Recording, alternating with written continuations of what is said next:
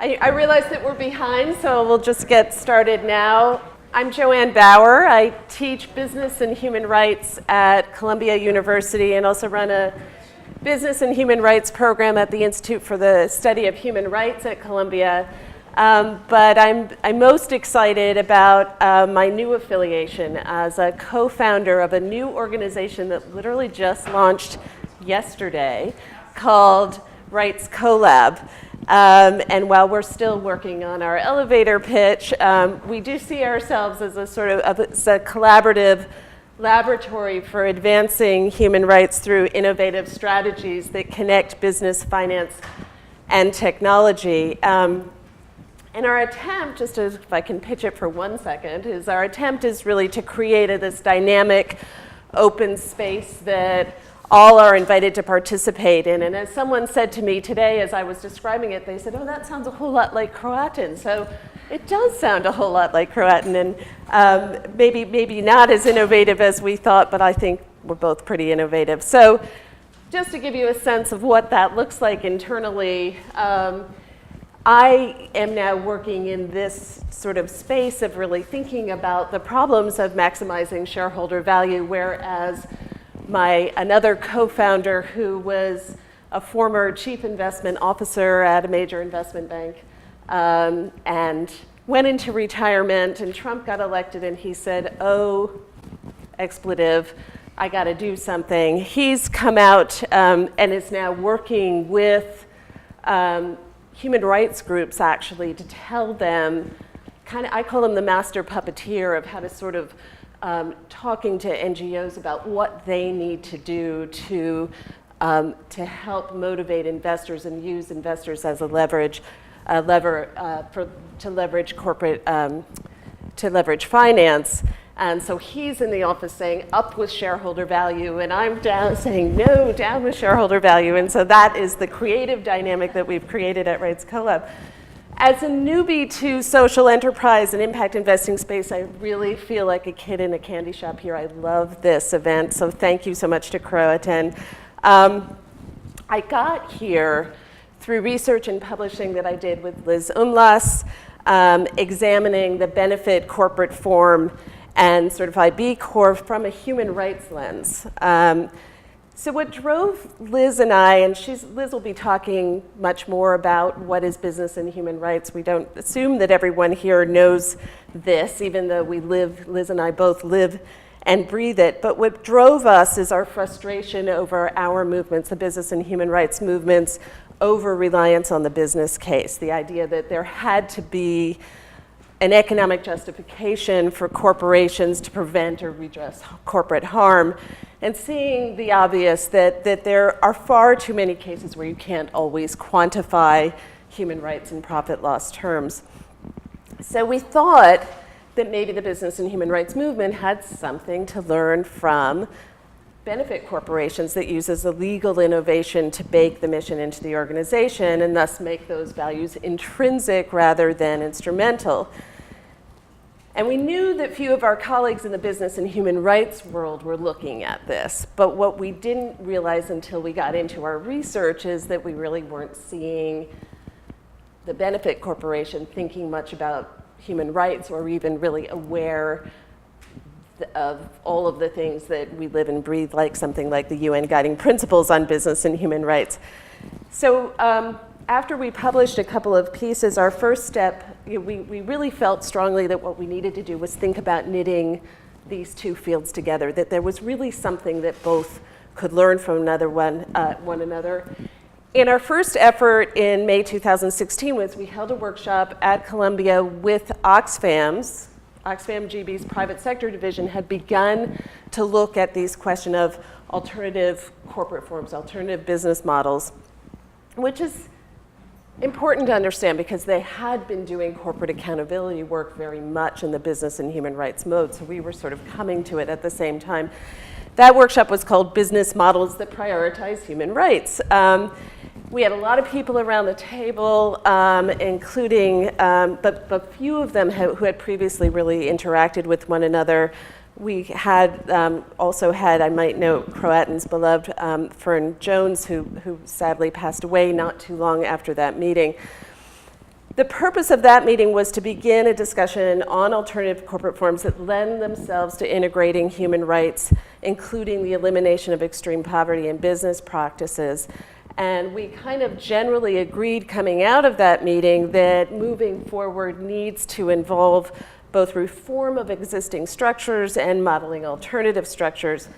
That conventional companies really set the benchmark for practices for investors, whereas social enterprises raise the bar on what's possible and desirable.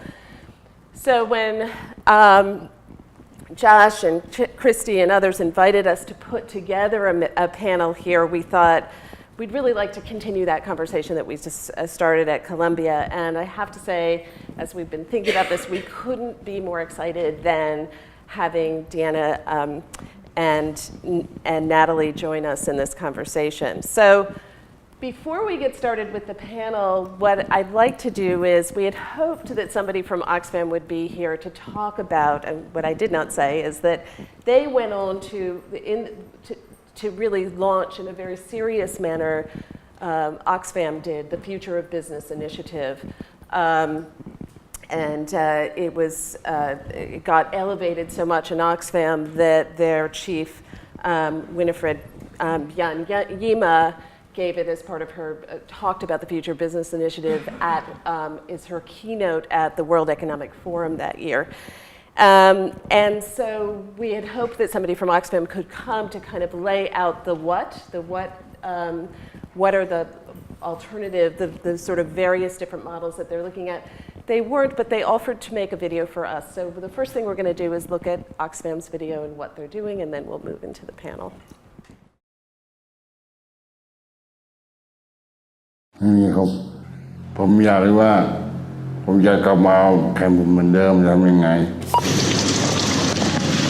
Tujuannya tes urin itu untuk apa itu melihat hasilnya hamil apa enggaknya. Jadi kalau hamil orang tersebut tidak dikontrak. Ini lebuนะดูเจอขึ้น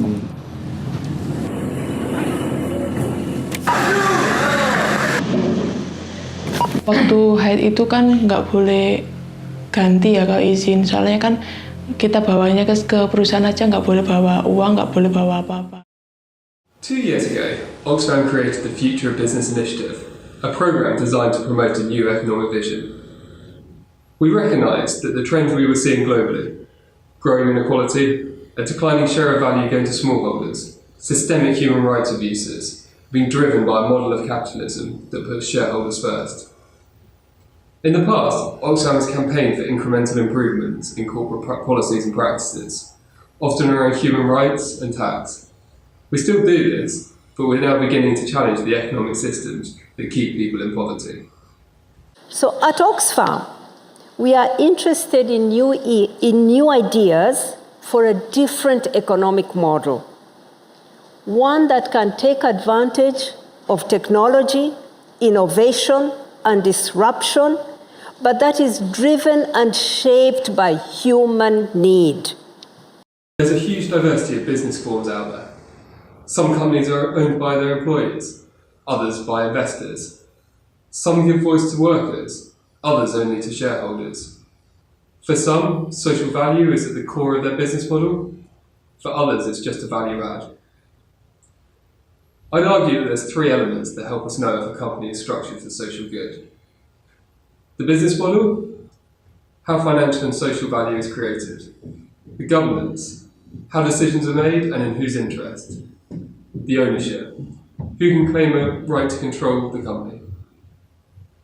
When I try to figure out if a company has an equitable structure, I try to ask 3 questions. Do they have a social mission and is it locked in? For instance, through their constitution or legal form. Who has power? Do workers, suppliers, or members of the community have a say in decisions? What happens to the profit? Do all those who contribute to the company's success get a share? Take Divine Chocolate, for instance. Their social mission is locked in through their constitution. The producers, who own over 40% of Divine, have seats in the boardroom, giving them a say in decision making, and they receive a fair share of surplus profits. What we've been doing in Divine is that we've built a successful chocolate company that is significantly owned by cocoa farmers and trades on a fair trade basis. And what we've demonstrated over the last 20 years is that it's possible to do this in one of the most competitive and mature markets in the world. What the difference of this model is that we have created shareholder value for farmers. So if tomorrow somebody bought Divine, you saw people bought Cadbury's, they paid £11.9 billion. Kraft to buy Cadbury's. So if tomorrow somebody bought Divine, it would be worth about 15 million. And the farmers as shareholders would get 6.6 million. And they would decide whether to sell it or not. So I think that's what a multi-stakeholder model looks like. What would it take for equitable businesses to go from the periphery to the mainstream? I'd highlight 3 important elements. Firstly, we need to leverage the enormous procurement power of multinational companies to support fairer business models. Kate Spade has given us a glimpse of how equitable business models can be linked into global value chains. On Purpose is our trade initiative of where we are teaching 150 local Rwandan women in a marginalized community to be a profitable and independent supplier to all 3 of our brands. So Kate Spade New York, Jack Spade, and Kate Spade Saturday. It's Rwandan-owned, it's women-owned, and it is a for-profit social enterprise. So the 150 Rwandan women are actually the owners of the business. And what this does is it creates an amazing amount of commitment, empowerment, and pride within their own team. Secondly, scaling social enterprises needs a backing of public policy to create an enabling environment. Progress is already underway. In South Korea, Singapore, Vietnam, Thailand, and the UK, they all have laws that favour social enterprises. Liberia has a special economic zone for social enterprises, and the Philippines is considering a bill that will give significant support to social enterprises that focus on the interests of people living in poverty. I think the debate and the discussion has changed. While 9 years ago, people in government were saying, but what are social enterprises, you know? How are they different from micro and small and medium enterprises? No? But now the discourse has changed to, okay, we need social enterprises. So how do we support them? In the same way that governments conceive of strategic industries, no, that benefit the big players, we're actually pushing government to think about strategic economic subsectors where the poor are and where they are concentrated and could be major players, and invest in those strategic subsectors and support social enterprises in the process. Finally, bringing fairer businesses to scale requires infrastructure. Incubators and accelerators can help social enterprises grow and develop. Representative and membership organisations can raise awareness and help them access funding. NGOs like Oxfam have programs that support enterprises, not just with grants, but with business development that helps turn existing businesses into social enterprises. Giúp đỡ và nâng cao cho những nữ lãnh đạo.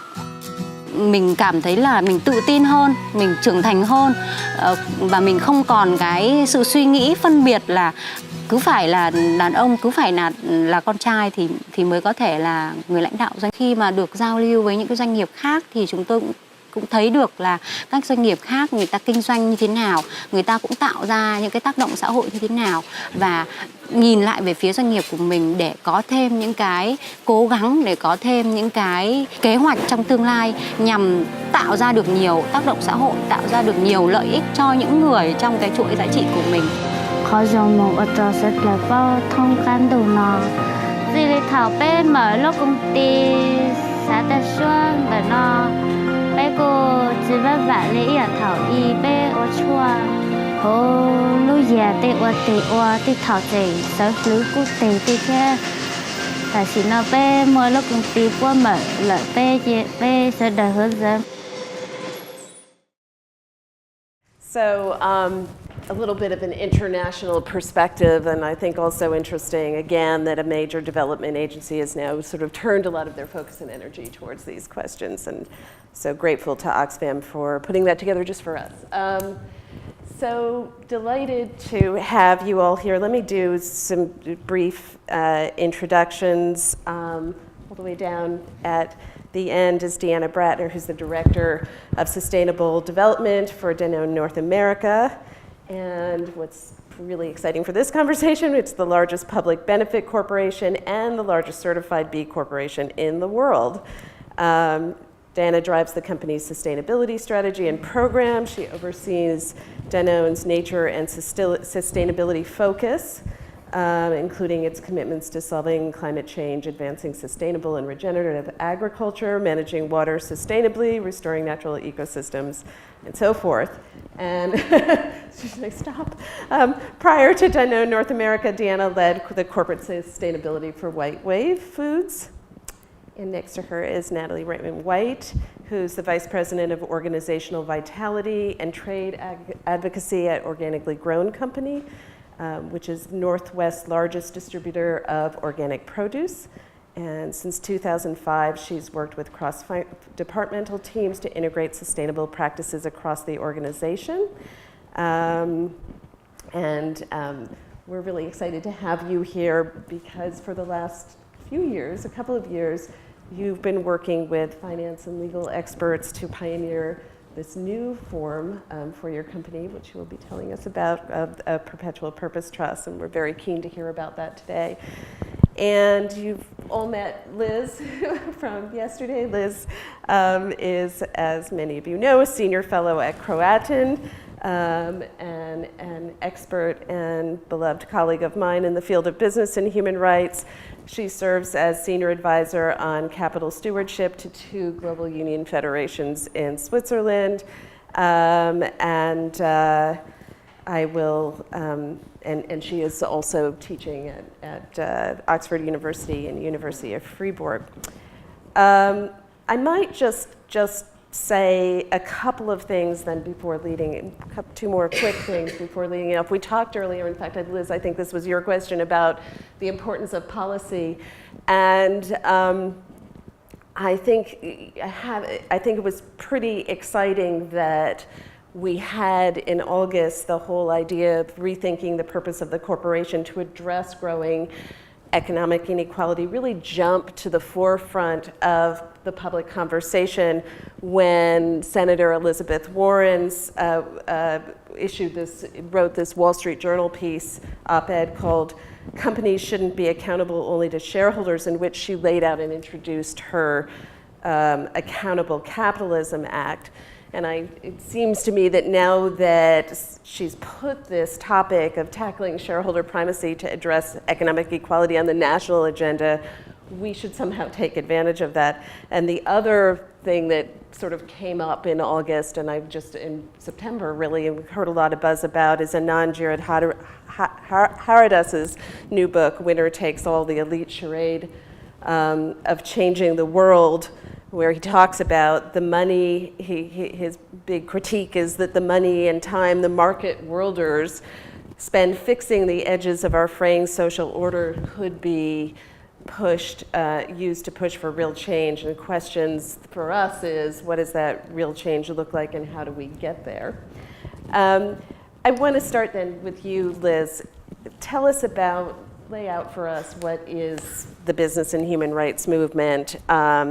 Why human rights? Why is that important? How should we understand it? And then how do you link human rights to these questions of inequality? Okay. Can everybody hear me? Am I plugged in? Yes? Okay. Okay, so other than Joanne having just mentioned it, how many people here have heard of the fact that there's a business and human rights movement in the world? Okay. Stands to reason you guys are the ones who are still with us after many hours. So this movement's actually been around for over a dozen years. And I'm not sure how many people are aware that under the aegis of the UN, there is a whole framework that requires companies to respect human rights. And that framework's been around for 10 years.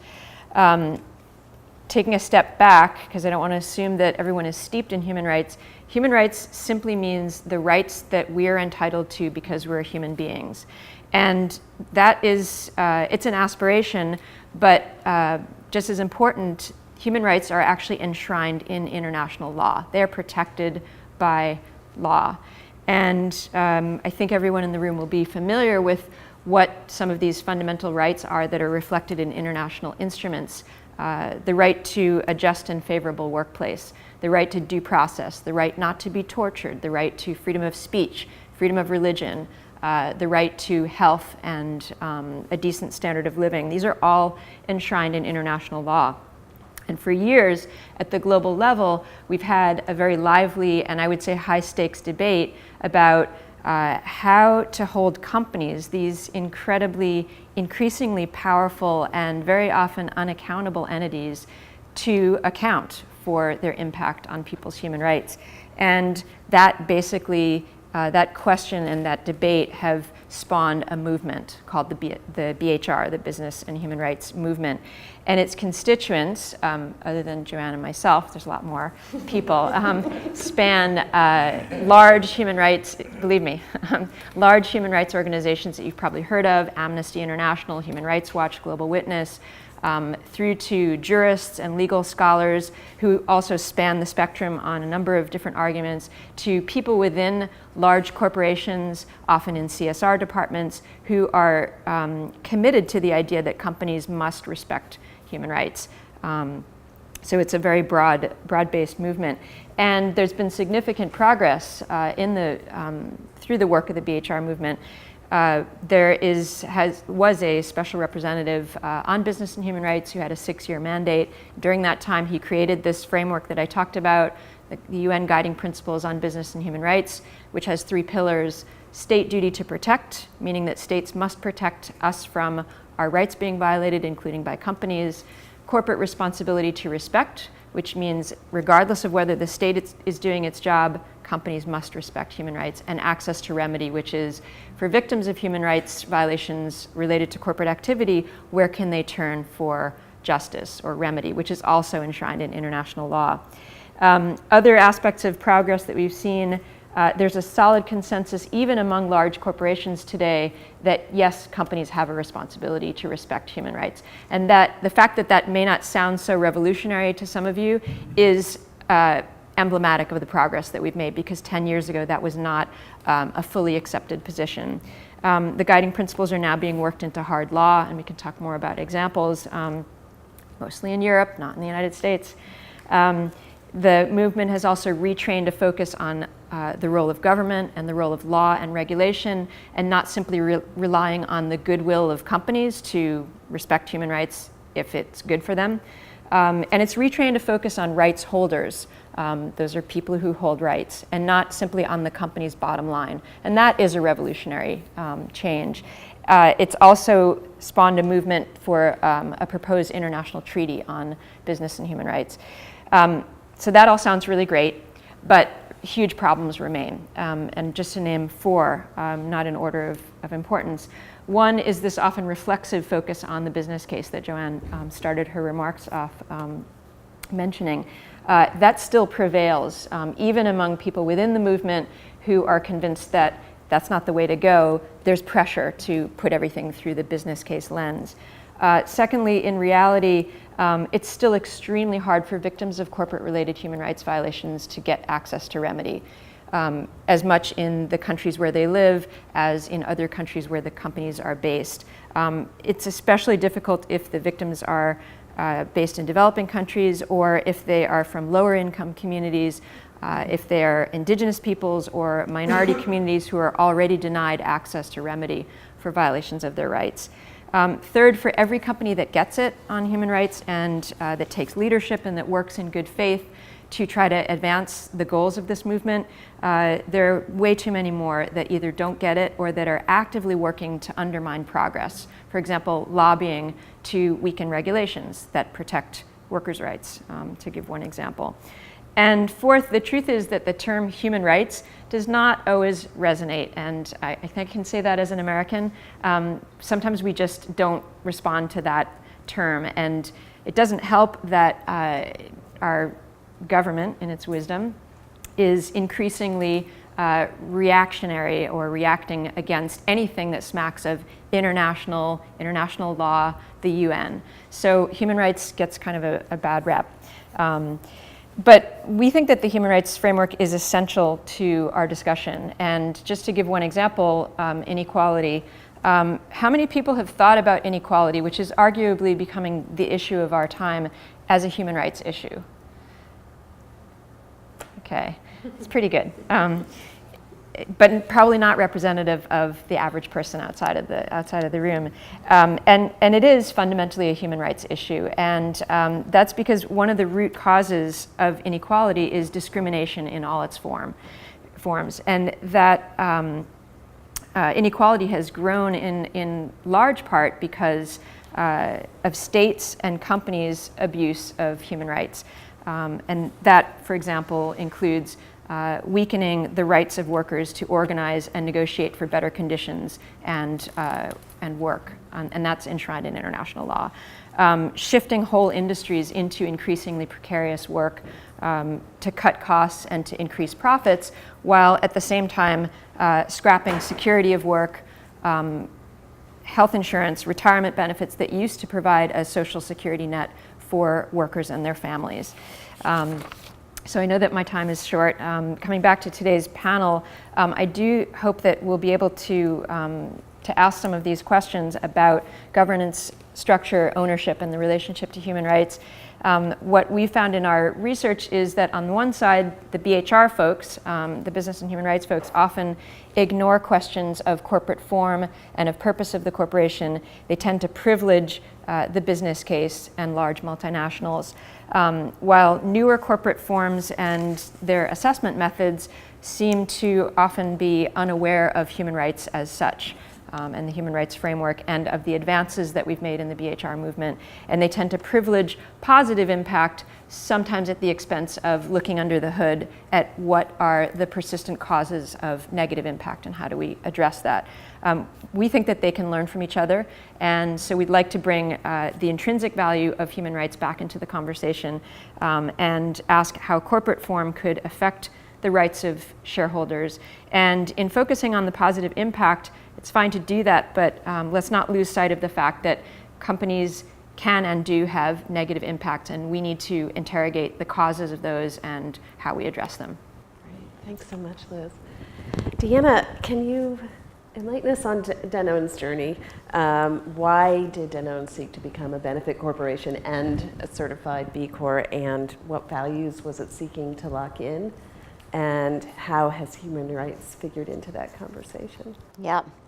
I keep taking notes as we go because I'm thinking of more and more amazing concepts. This is a really rich topic that I think has not played out in the business sector space. So Danone globally is one of the largest multinational food companies. We're a $28 billion company in over 100 countries. Danone North America is a $6 billion business unit of Danone, was formed in 2017 when Danone announced the purchase of White Wave Foods, which is the largest organic national brand of dairy and had a house of brands in the natural and good-for-you products that you might recognize: Silk plant-based beverages, Horizon Organic Dairy, Earthbound Farm, Organic Greens and Produce, and a variety of other brands.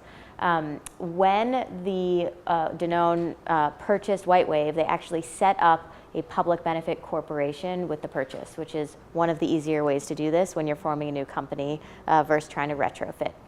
So that effort and that action was taken to solidify the intention of the global company to continue paying attention to purpose-driven, mission-driven business, but also to set a stake in the ground for sort of the natural organic space, food in the US, and the consumer awareness of what they want to see behind the food that they're consuming. So a big piece of this is certainly around corporate intention, a mission-driven company. So the mission of Danone is to produce, sorry, I'm going to mess that up, is to bring health through food to as many people as possible. And there's a corporate vision around one planet, one health. So it is embedded into what the company is and hopes to do. The company is actually going to turn 100 next year and is on their third CEO in 100 years, which is pretty incredible. And this CEO is the first one who is not a family member. So the first two were related. And back in 1972, Antoine Riboud, who was the CEO, the son of the founder, was the first to bring the concept of our job as an organization doesn't end at the factory door. When our workers go home, we still have a responsibility to the people in this business. And in 1972, it was somewhat revolutionary type of statement to make. And those principles of social equity, environmental care and concern have been embedded in the organization since. So our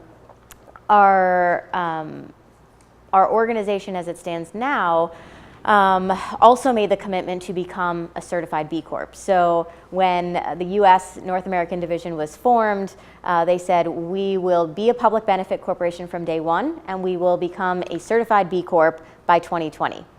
Globally, actually, we just announced earlier this year that we have a global intention to become one of the first major multinational certified B Corp. So it's probably a good moment to pause really quick and ask, do we know what a certified B Corp is?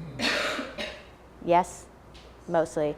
Okay, so whereas the public benefit corporation is the legal form, and there are many different types of public benefit corporation status. If you look to California, the model public benefit corporation versus Delaware public benefit corporation, even the requirements across the US in these legal forms are quite different. With California, there's a legal bound requirement to report on your status annually. In Delaware, there is no public requirement to disclose.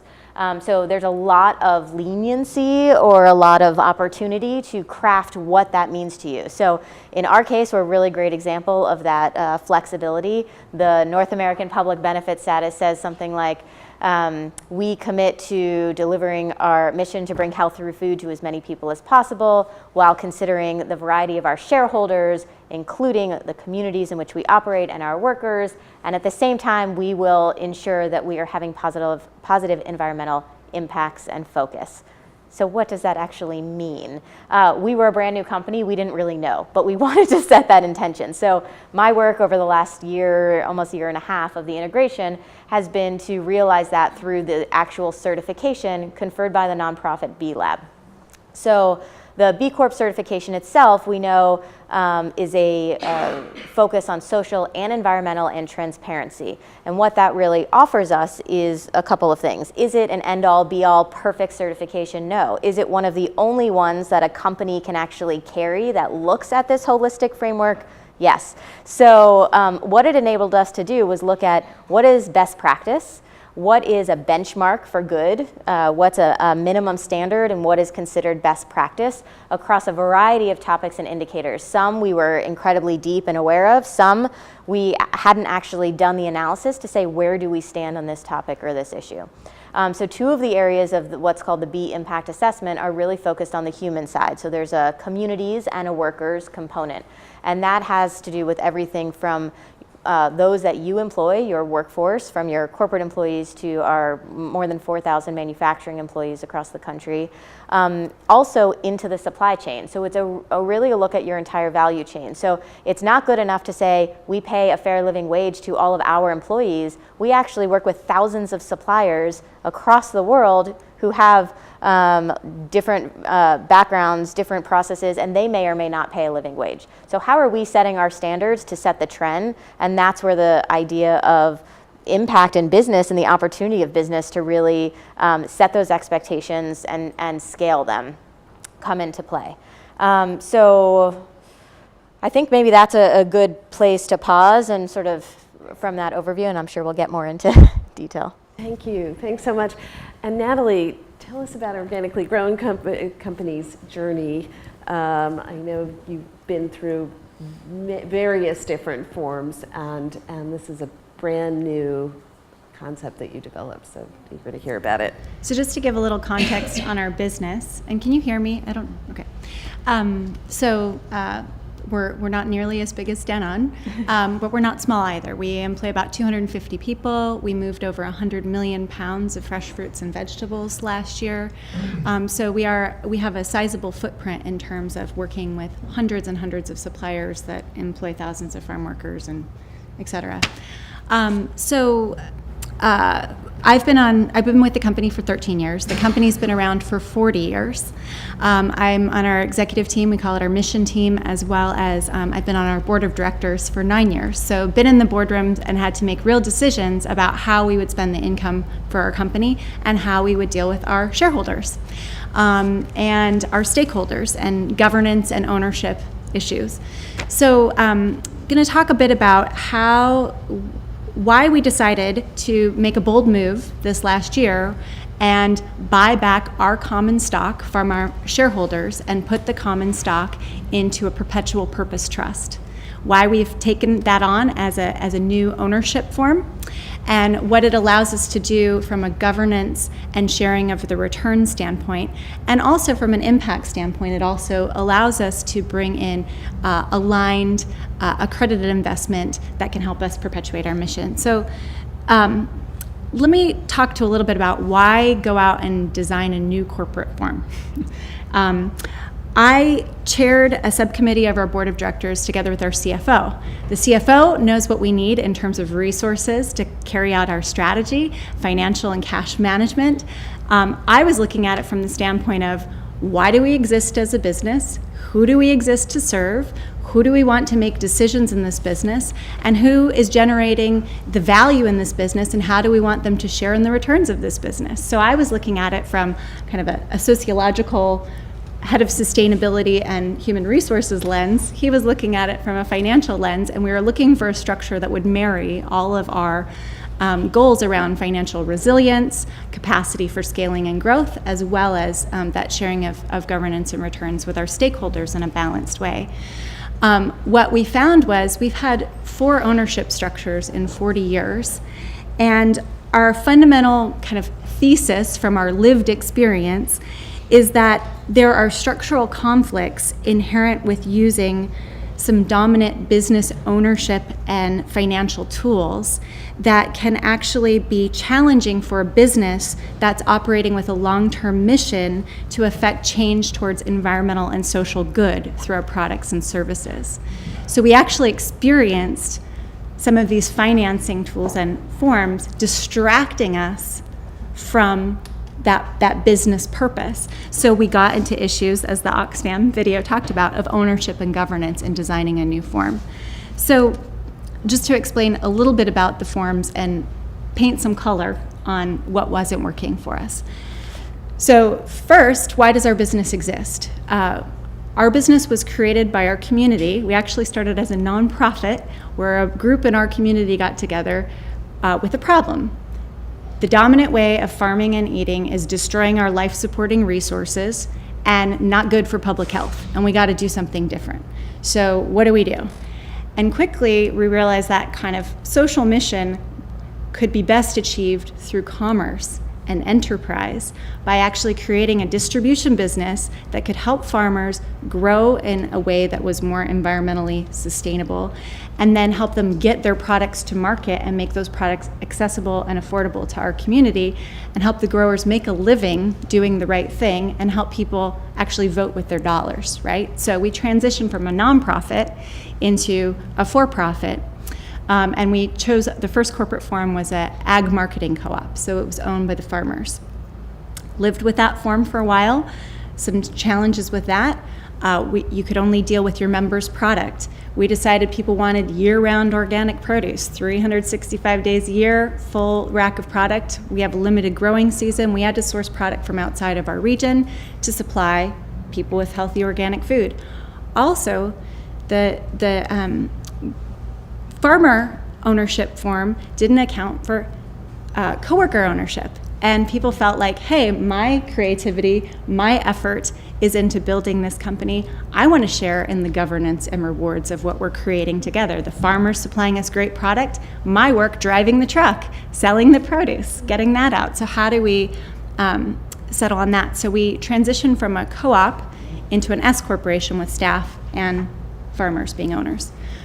Did that for a while. There's a limit of 100 owners in an S-Corp. We were well over 200 employees. We had the haves and have-nots with ownership. So to me, this is a human rights issue, equality issue.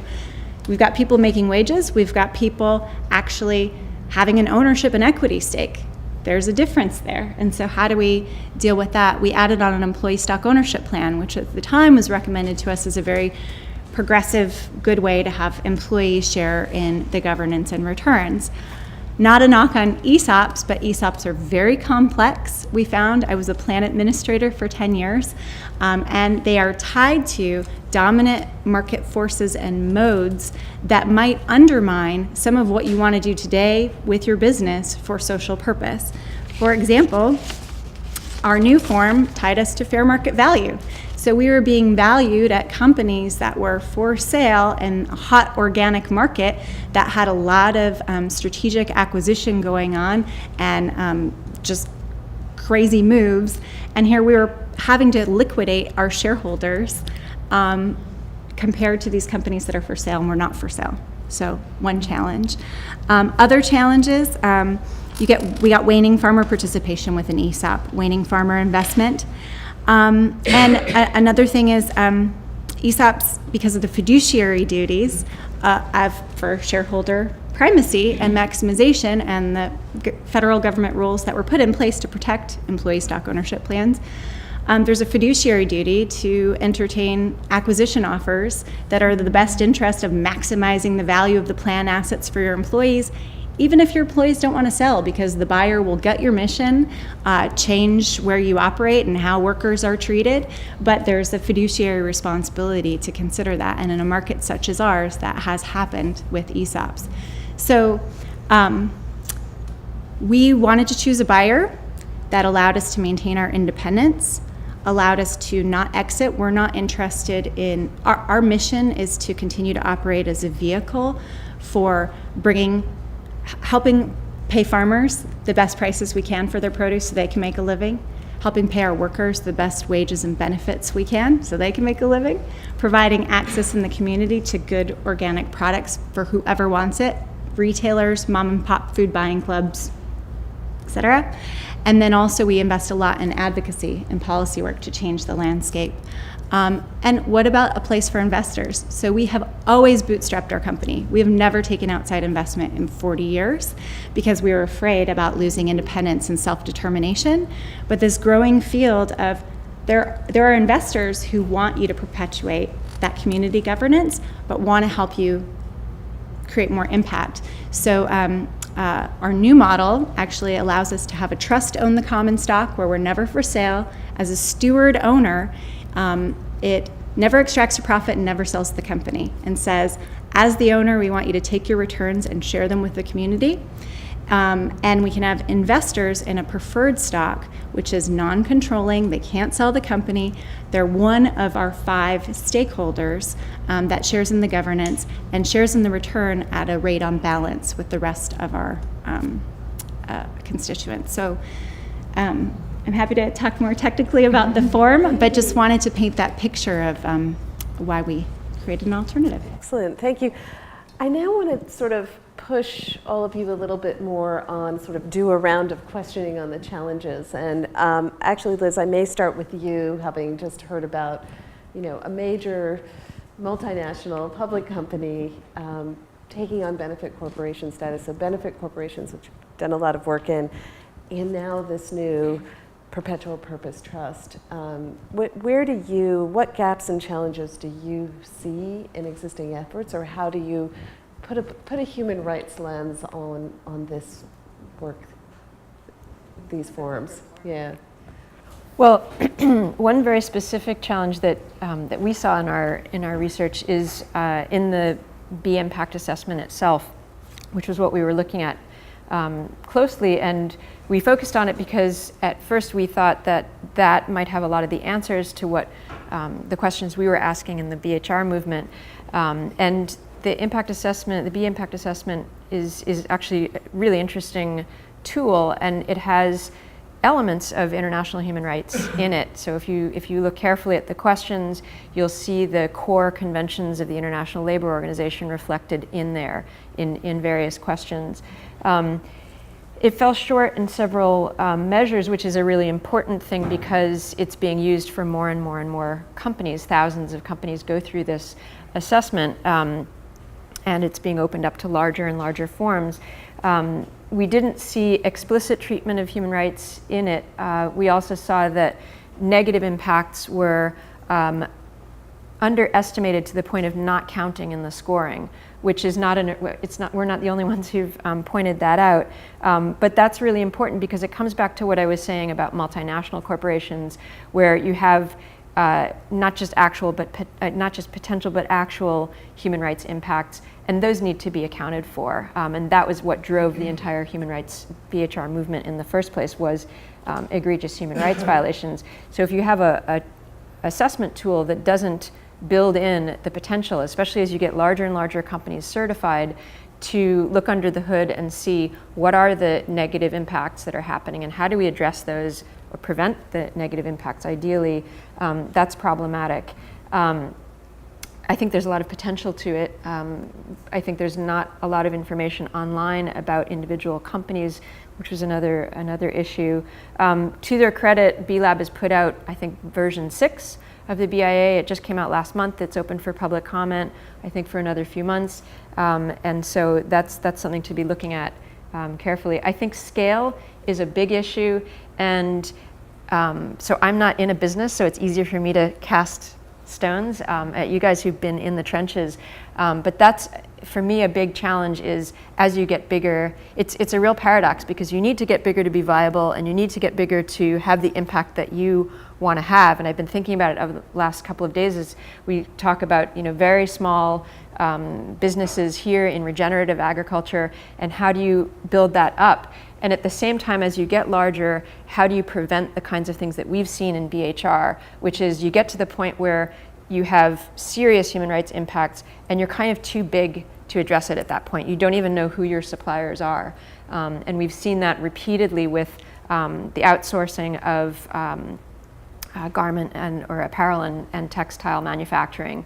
We see it now in seafood, huge outsourcing, very long, complex supply chains, and companies, large companies, even the ones that want to address this, don't even know where to begin. They don't know where the end of the supply chain is. They know their first tier if they're really working hard, but they may have 4, 5, 6, 7 layers if you're talking about mineral companies. I think, John, Stephen, you were mentioning Apple and sourcing cobalt in the DRC. That's getting a lot of attention, and so is forced labor in the seafood chains. It's a hugely complex issue, and I think we need to be asking that at the same time that we're asking how can these forms become bigger, what's the unintended consequence of that? I see that as a big challenge. Okay. Did you want to say something? I could give an example of baking in stakeholders into creating accountability in your corporate form. So in our structure, a purpose, not a person, owns our company, and the purpose is to have organically grown be a vehicle for transforming food and agriculture through good working conditions, good returns, etc. And each of those stakeholders has a voice in electing our Trust Protector Committee to ensure that the board carries out the purpose. So if our workers feel, or our farmers feel, that we're not treating them well and we're not giving them the returns to sustain their livelihood and so forth, they have a seat at the table, just as our preferred investors do, through our governance model, to voice that through a Trust Protector Committee that's beholden to a trust purpose to carry out that mission. So our workers don't have the capital to have the voice at the shareholder table, but this trust model makes it so that they have the voice at the overall common stock ownership table to create the accountability. Same thing with our customers and others. So we've separated governance and economic rights. Mm-hmm. Governance is ownership and control. Economic is we have preferred stock with a dividend.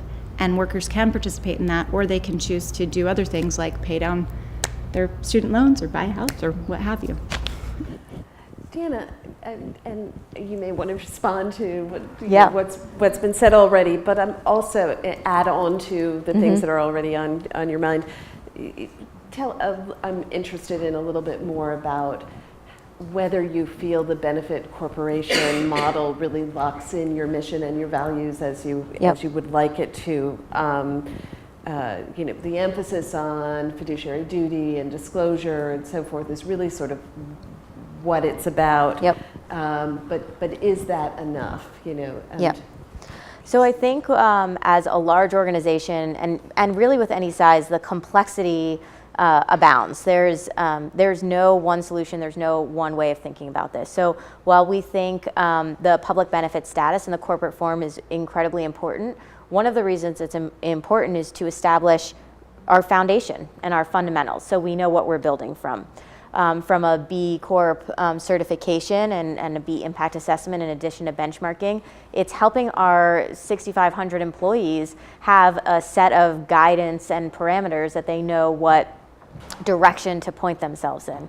From a transparency and a sort of responsibility in terms of who we are as a company and how we're operating, this is definitely a game changer for companies of our size. So everything that we're disclosing as part of these legal forms becomes public information, and it's out there right now for all to access. And that's as specific as our gender pay gap, our male to female leader ratio, how we incentivize our social and environmental impacts, all of that.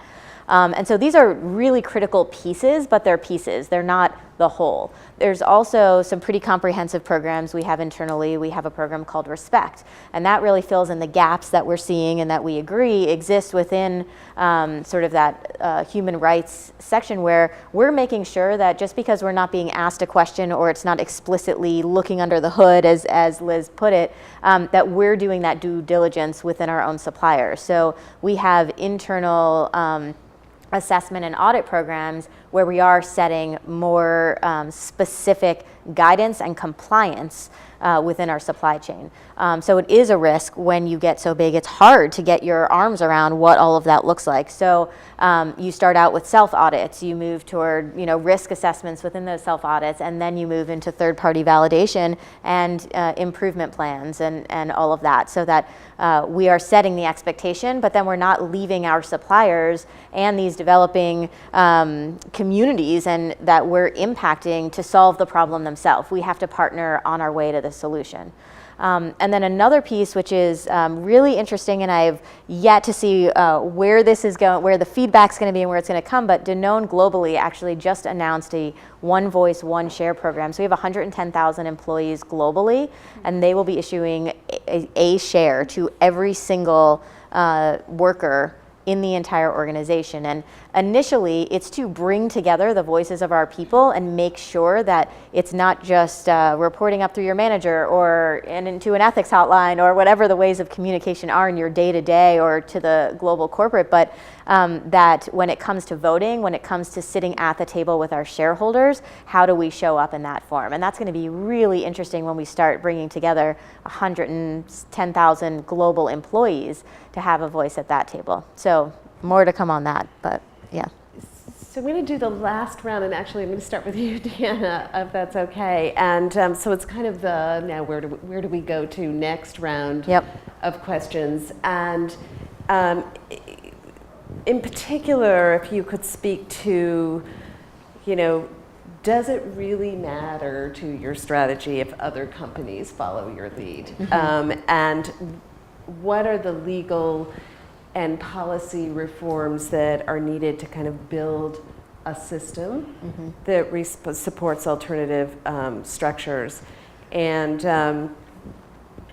actually, these are questions for all of you. So, what's the viability of these forms in terms of market penetration? I think is sort of the big question, because that's certainly what Oxfam's Future of Business initiative is really banking on. It's saying we've got to promote this stuff because it's a matter, it's just kind of a, a fluke of history that the corporate form looks the way it does now, and there's no reason that 20, 30 years out we can't have a very different looking economy. So what does this all look like? Yeah, and I think those fundamentals of working within the systems that are already established instead of rethinking and reinventing, which is why I think it's, amazing to hear of these examples of creating your own solution to these problems, because when we are beholden to what the system has created, what we know from a human rights and social equity perspective is that we do not have systems that are set up for equitable and fair treatment of people, from human rights and from diversity and inclusion and all of that. And so I think that's exactly what's needed. So our strategy is not to lead this. Our strategy is to build the fundamentals into our program and really deliver on what our leadership sees as the future of business. We are a business, we're not a nonprofit. We exist to deliver products that consumers love, to return to our shareholders, to grow our brands and our reputation of our brands. But when it comes down to it, as a business, we have a significant impact on the environment and on people's lives in the choices we make in operating our business. So that's where all of this becomes incredibly important to what we do, and we would love to say, yes, we're leading a movement and we're leading a transition, but what we know is we're leading our organization to help redefine what that success looks like, and that's sort of the angle that we're taking now. We also feel like there's a lot of accountability in this. One of the things I find incredible about Danone being newer since the integration to the organization is the willingness to set North Star goals and then invest in them and activate them. So a series of $100 million invested in livelihoods and ecosystem funds, really funding on-the-ground programs across a variety of topics: environmental, social, safety, health, and wellness. But the accountability that comes with sort of being I don't know if it's really trailblazer, but being committed to doing this work and maybe putting our toes in to be the first or the largest early on is definitely not one we take lightly. The other piece I would say is the movement, for example, of B Corps is 2,400 companies globally right now. As the $6 billion entity, we're the largest. So we're talking about 2,400 relatively, I think there's a couple that break the $1 billion mark, but otherwise, smaller organizations. So we need to find the ability to influence, smaller, growing, innovators, all of those types of up-and-coming companies and the big guys, because we're not going to do one without the other. So one of the recent initiatives is actually the creation of a Sustainable Food Policy Alliance, which is bringing together Danone, Danone North America, Mars in the US, Nestle, Danone, Mars, Nestle, and Unilever in North America as well. So 4 incredibly large companies with a variety of sort of brands and focus across social and environmental, and it's specifically geared toward policy. So as businesses, we can drive and implement programs all day, but we know if we don't do this in partnership with government and in partnership with NGOs, and we're not influencing policy, we're going to be talking to ourselves a lot more than we want to be. So we just launched this effort, and it's another big attempt to say, what is our opportunity to influence and make sure that our voice on these important topics, such as human rights, are being heard, and that we're, no matter what sort of externalities are out there, that we're driving the impact and the action that we want to see. Great, thank you. Natalie, what do you think needs to happen next?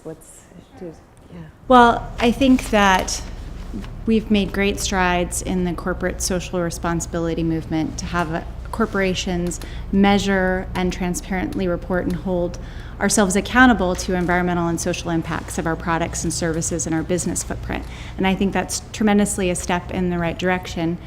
And at the same time, I think we need to question fundamental corporate forms and financing and whether those are misaligned long-term with some of these changes that we want to make.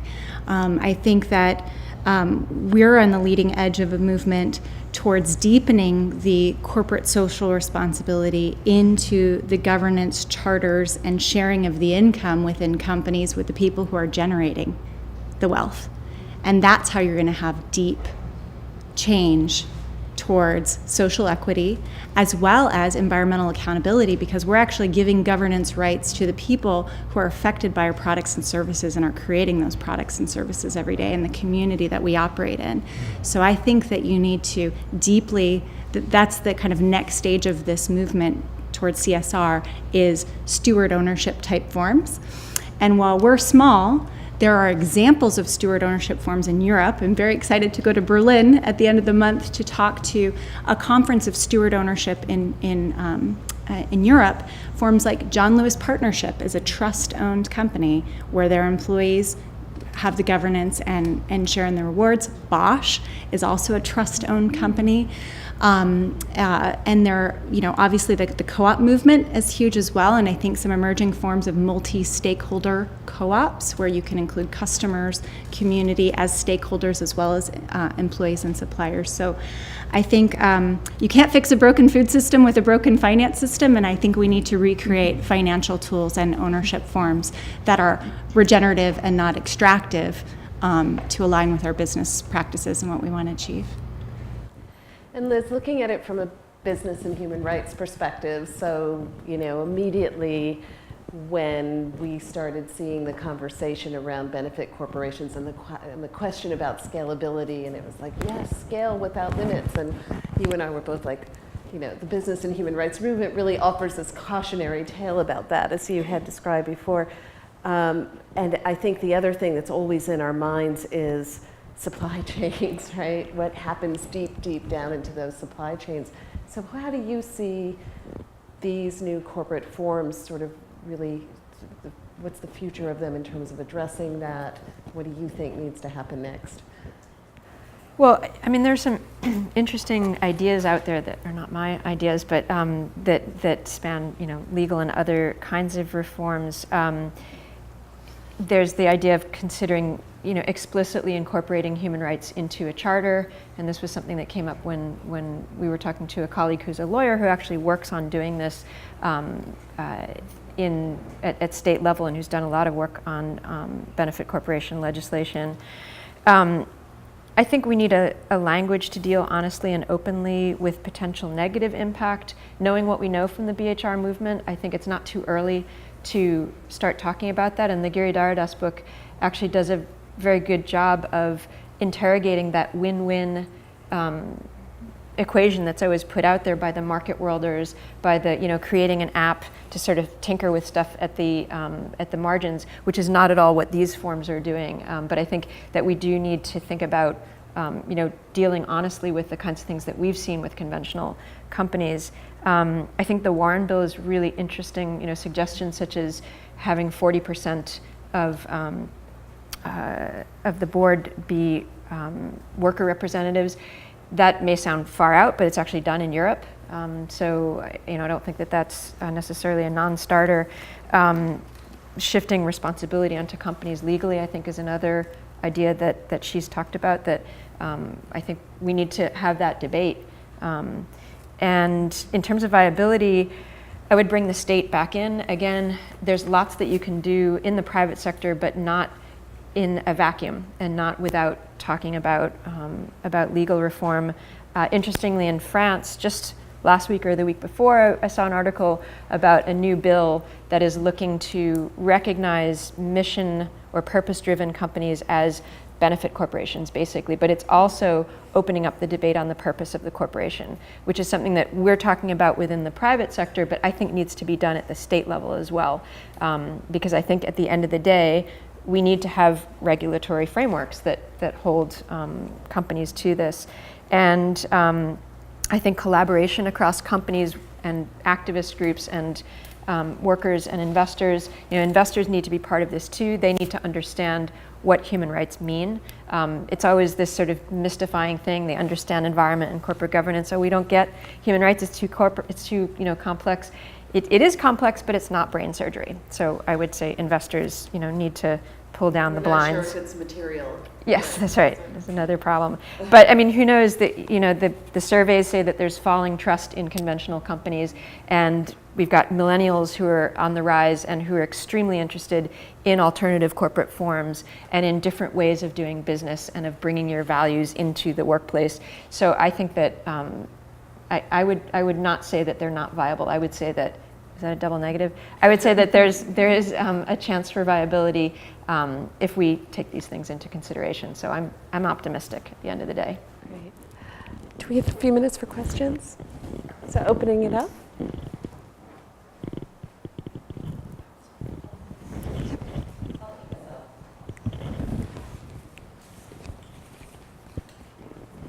Charlene Brown with Partnership for Responsible Financial Inclusion. So I have to say that I was very happy to see the Divine Chocolate reflected in that video, because I do actually think that they're an excellent example of incorporating human rights into the business model.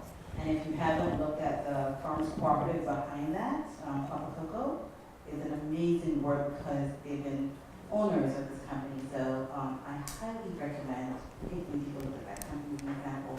It's good chocolate too. And it's excellent chocolate, yes. And it's all in the U.S. market, so please buy it. It was several years ago, there was a concept of social business that Mohammed Yunus raised, and there was a project bringing Danone. I'm not sure if you're familiar with it. It was to bring milk-based products, I think, to Bangladesh. And I wondered if you were familiar with it, and if that has evolved in any meaningful way. The idea of the social business was that the returns in the company got reinvested for the social purpose of the company. So if you have any updates or input on that, that'd be helpful. Yeah, so I don't know that project specifically, but I mentioned we have 3 funds. So we invested $100 million in a livelihoods fund, and an ecosystem fund, and a communities fund.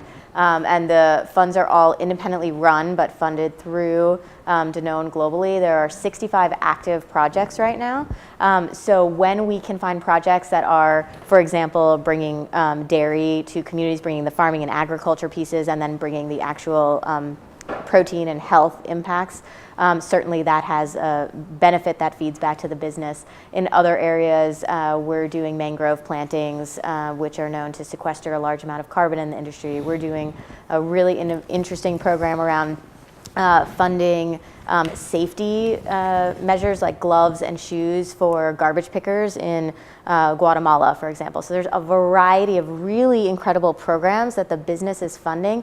And the idea there is we also make Evian bottled water. It's one of our largest brands, and we have several other water that we know that we are contributing to the waste, and that the bottles and plastic has value. So we know that there's a human rights issue from a safety perspective, and that this is a potential for income generation for these local communities. So we need to provide them with safe ways and means of collecting the waste or the packaging and those types of things. So I apologize, I don't know about that Bangladesh program. I'll look into it, but I think if you visit the Danone's Livelihoods Fund website, there's some incredible projects. And I think from a social business perspective and looking for these alternative models where we're using funds and revenues from our business to really invest back in the communities in meaningful ways. Some of them tie directly back to our business. Some of them, it's a bit of a stretch to see. Maybe it meets one of our goals like carbon neutrality, or maybe it actually impacts people who touch our products or the materials associated with our products.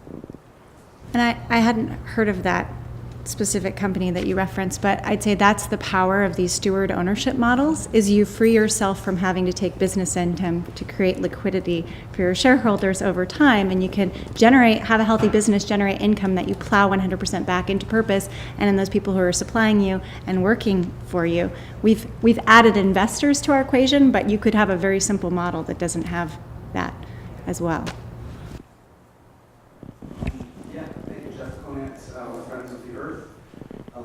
Joanne, you just sort of alluded to the question that I want to raise. I'm very active in the business and human rights space, specifically focused on institutional investors, and most of the big institutional investors have not yet heard of the UN Guiding Principles on Business and Human Rights. They're only 10 years old. They've got time. Yeah, they're only 10 years old. And most of the investors are only 85 years old.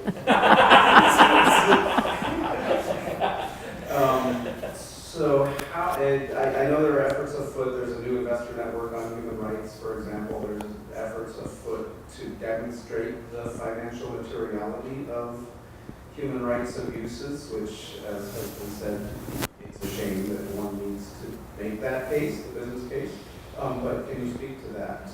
How are investors being educated about the need to hold corporations accountable? So there have been a number of publications that are dedicated to raising awareness of investors of the guiding principles. Many of them missed the memo, obviously. I worked on one of them, and it got pretty good play. That was probably 6 or 7 years ago. More recently, the OECD had a publication they put out a year and a half ago, which is called Responsible Business Conduct for Institutional Investors. And I have to say, it's not a page turner. It's, you know, it's like 65 pages. It's very dense. But it's probably no different than what institutional investors have to read for a living, which is CSR reports. There's fewer pictures in the OECD thing, though. That's probably not a big draw. But the importance of that document is that it was supposed to lay to rest the question that the guiding principles apply to institutional investors. And the idea is that they are enterprises just like any other company, and therefore they fall under the umbrella of the guiding principles, and they must, for example, do their due diligence on their portfolio companies, at least the highest risk ones, and engage in dialogue or file shareholder resolutions. So there are movements afoot. The PRI has picked up on these things and tried to incorporate it into the kinds of things that they talk to investors about. But again, these are voluntary. It's very difficult to hold them to it if they don't get in trouble about it. You can't sue them for it. There aren't scandals. Well, that's not exactly true, because a few years ago, a number of NGOs filed a complaint against 2 large institutional investors with the national contact points of the OECD. So this was against pension funds in Norway and in the Netherlands. Ironically, 2 of them were known to be socially responsible investors.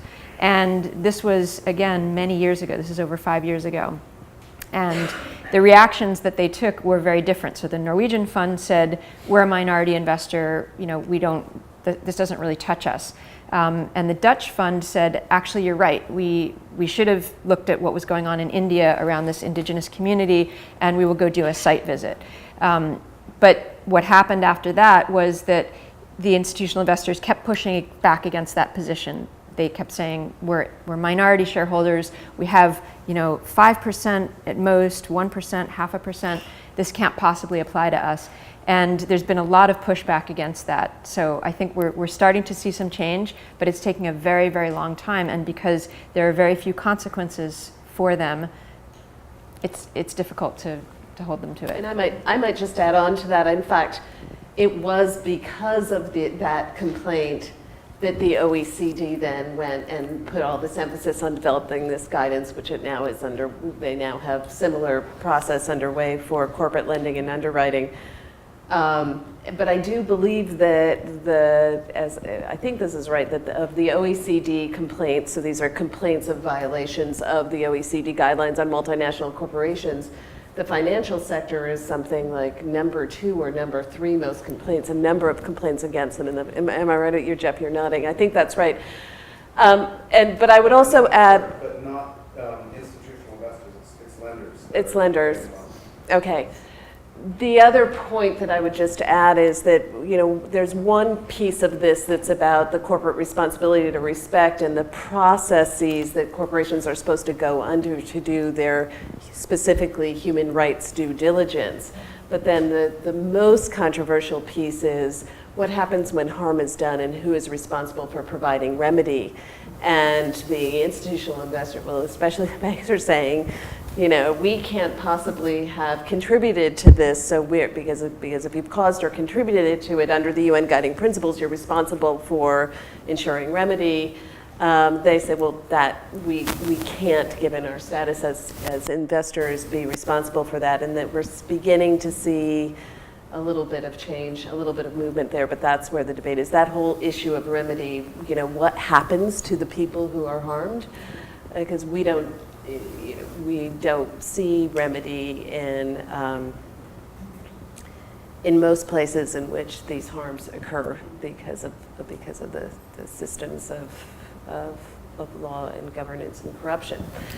So I find it fascinating and a bit unsettling of the lack of awareness of the interconnectedness of, especially as a food company, we rely on the people and the human capital and making sure that we're managing for long-term viability of everyone from, the workers on our farms to the actual land itself. And when it comes to a lot of the dialogue with investors, the resiliency, the regenerative sort of frameworks that we're trying to put in place around social and environmental impacts of business just are not the lead conversations ever. But from long-term investment strategy, it kind of boggles my mind, and I am no expert in that arena, but how we can be thinking about investment and profitability of companies when we're not even sure that we have the stability of the land under us to actually produce the crops, let alone the workers in safe and cared for environments, with basic human rights and needs met. That is just a major shifting need. And the more the investor groups are pushing and asking those questions of corporations, the more we will embed and ensure that we are meeting those needs back. And that's how the cycle really starts to play out. Let me ask you one question. Do you know if SASB has changed that? I realize it's not published yet, but has that started to change the conversation since you have the big universal investors behind SASB? Not yet. I feel there's still, from a corporate sustainability point of view, there's still a lot of skepticism of how SASB is going to come to life and how it's not just another additive set of questions on top of questions. So I think it's yet to be seen. Because I just heard a person from BlackRock speak and say that they want SASB to be the thing, and they don't, and nothing else, and they want to talk to everybody about SASB and only SASB. Right. Well, and that's another example of the BlackRock, investment community and how much buzz that got. The first time an institutional investor with trillions in assets is talking about triple bottom line as the way forward. So, yeah. I'll just add, real quick. Standard. Could you say what SASB is? Social Accountability Standards Board. Sustainability Board, thank you. Sustainability Accountability Standards Board. That's it. That's it. Yeah. So we've solved this problem of not having to go to investors and asking them to care about other constituents structurally, in that we have a cash flow waterfall that says, here's the baseline returns for investors, here's the baseline for all of our constituent groups, and then everybody shares in the upside in this waterfall. And so that way, it's actually a structural way to make sure that we're reinvesting in these different groups. And it's not hey workers, do you care about the investors? Hey investors, do you care about the workers? Hey suppliers, we realize that we're all critical inputs that we all have to respect and we all have to reward as we do well. So let it grow. Yeah. Any last questions? We need to go? Okay, we're wrapping up. Thank you so much. Yeah.